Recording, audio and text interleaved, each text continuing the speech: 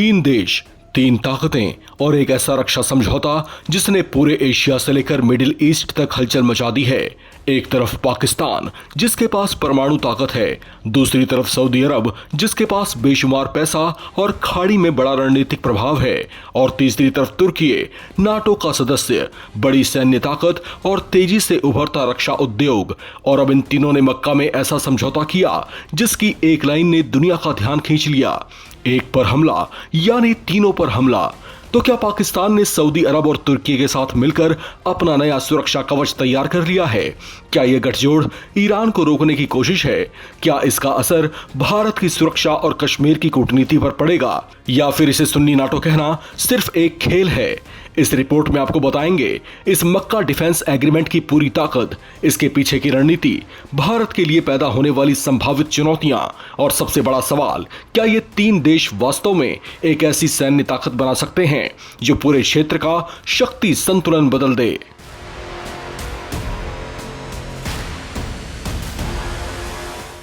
मक्का में Saudi crown Prince Mohammad बिन सलमान, तुर्की के राष्ट्रपति रेचेप तैयब अर्दोगन और पाकिस्तान के प्रधानमंत्री शहबाज शरीफ ने मक्का जॉइंट डिफेंस एग्रीमेंट पर हस्ताक्षर किए। समझौते की सबसे अहम शर्त है, अगर तीनों में से किसी एक देश पर सशस्त्र हमला होता है तो उसे तीनों पर हमला माना जाएगा। यही लाइन इस पूरे समझौते को इतना महत्वपूर्ण बना देती है क्योंकि अब पाकिस्तान अकेला नहीं दिखाई देता। सऊदी अरब अपनी सुरक्षा को और मजबूत करना चाहता है और तुर्की क्षेत्रीय सुरक्षा में अपनी भूमिका बढ़ा रहा है। लेकिन अब सवाल उठता है, इन तीनों की ताकत आखिर है क्या? पाकिस्तान के पास बड़ी सैन्य सेना, लंबा सैन्य अनुभव और परमाणु हथियार क्षमता है।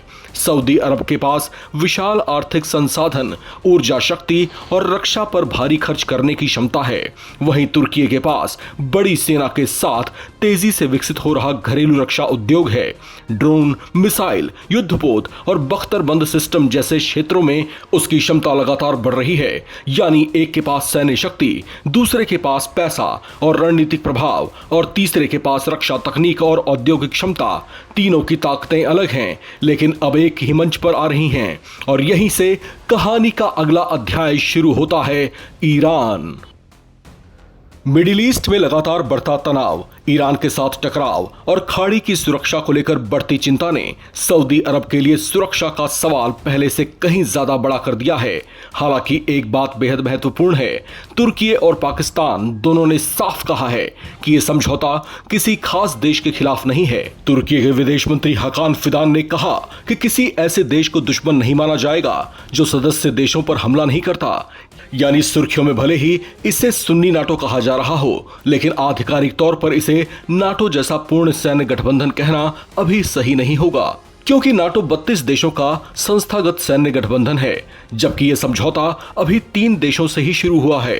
तुर्की खुद कह चुका है कि इसकी आगे की संरचना, समितियां और सचिवालय विकसित किए जाएंगे और भविष्य में दूसरे देशों को भी जोड़ा जा सकता है। मिस्र का नाम संभावित साझेदार के तौर पर सामने आया है। यानी यह अभी शुरुआत है, पूरा सैन्य ब्लॉक नहीं। अब जरा तुर्की की भूमिका समझिए। तुर्की का नाटो में होना इसे पूरे समीकरण को अलग वजन देता है। उसकी सेना बड़ी है और उसका रक्षा उद्योग पिछले वर्षों में तेजी से मजबूत हुआ है। पाकिस्तान और तुर्की के बीच पहले से रक्षा सहयोग और भी ज्यादा मजबूत है। अगर इस समझौते के तहत सहयोग बढ़ता है तो प्रशिक्षण, खुफिया जानकारी, लॉजिस्टिक्स और रक्षा तकनीक जैसे क्षेत्रों में तीनों देशों के बीच तालमेल बढ़ सकता है। लेकिन असली परीक्षा युद्ध के वक्त होगी। कागज पर लिखा है, एक पर हमला, तीनों पर हमला, लेकिन जमीन पर सवाल यह है कि हमला होने पर बाकी 2 देश वास्तव में कितना आगे जाएंगे। क्या सिर्फ खुफिया जानकारी देंगे? क्या लॉजिस्टिक सपोर्ट देंगे? क्या हथियार और सैन्य सहायता देंगे? या फिर सीधे सैनिकों की तैयारी होगी? तुर्की के विदेश मंत्री ने यह भी कहा है कि सहायता का स्वरूप खतरे के स्तर और सदस्य देश की औपचारिक मांग के आधार पर तय होगी। भारत इस घटनाक्रम को नजरअंदाज नहीं कर सकता, क्योंकि पाकिस्तान इस समझौते को सिर्फ खाड़ी की सुरक्षा तक सीमित रखेगा या भविष्य में इसका इस्तेमाल अपनी सैन्य कूटनीति को मजबूत करने के लिए करेगा, ये आने वाला वक्त बताएगा। खासकर कश्मीर के मुद्दे पर सऊदी अरब का रुख भारत के लिए महत्वपूर्ण है। रियाद और नई दिल्ली के बीच पिछले वर्षों में आर्थिक और रणनीतिक रिश्ते मजबूत हुए हैं। इसलिए पाकिस्तान के लिए ये आसान नहीं होगा कि वो सऊदी अरब को भारत विरोधी खेमे में पूरी तरीके से धकेल दे, और यही भारत की कूटनीति का असली टेस्ट है। भारत को एक तरफ पाकिस्तान तुर्की की बढ़ती रणनीतिक नजदीकी पर नजर रखनी होगी, तो दूसरी तरफ सऊदी अरब के साथ अपने गहरे आर्थिक, ऊर्जा और रणनीतिक रिश्तों को और मजबूत करना होगा। अब एक और अहम पहलू चीन है। चीन के पाकिस्तान और सऊदी अरब दोनों के साथ मजबूत संबंध हैं, लेकिन इस मक्का समझौते में चीन औपचारिक सदस्य नहीं है, इसलिए इसे सीधे चीन समर्थित सैन्य गठबंधन कहना भी अभी थोड़ी जल्दबाजी होगी। हाँ, अगर भविष्य में ये ढांचा विस्तार लेता है और दूसरे क्षेत्रीय देश इसमें जुड़ते हैं, तो इसका रणनीतिक महत्व कहीं ज्यादा बढ़ सकता है। और इसी वजह से भारत के लिए सबसे बड़ा सवाल आज नहीं कल का है। क्या ये समझौता 3 देशों तक सीमित रहेगा? क्या मिस्र जैसे दूसरे देश जुड़ेंगे? क्या इससे एक व्यापक क्षेत्रीय सुरक्षा नेटवर्क बनेगा, या फिर ये सिर्फ 3 देशों के बीच सुरक्षा सहयोग को मजबूत करने वाला समझौता साबित होगा? क्योंकि याद रखिए, किसी भी गठबंधन की असली ताकत उसके दस्तावेज में नहीं, संकट की घड़ी में उसके फैसले में दिखाई देते हैं।